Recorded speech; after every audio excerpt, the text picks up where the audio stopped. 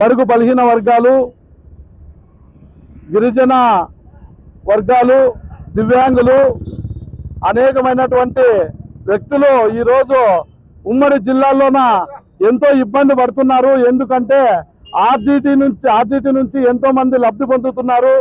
RDT సేవలు చిరస్మరణీయము అనంతపురం జిల్లా, సత్యసాయి జిల్లాకు. కానీ ఈరోజు కేంద్ర ప్రభుత్వము FCRA నిధులను బంద్ చేయడం వల్ల ఎంతో మంది వికలాంగులకు, ఎంతో మంది HIV పేషెంట్లకు, ఎంతో మంది బడుగు బలహీన వర్గాలు, బహుజనులకు ఈరోజు వైద్యం చేయించుకోలేని పరిస్థితుల్లోన ఈరోజు అనంతపురం జిల్లా, సత్యసాయి జిల్లాలోన చాలా మంది ఇబ్బంది పడుతున్నారు.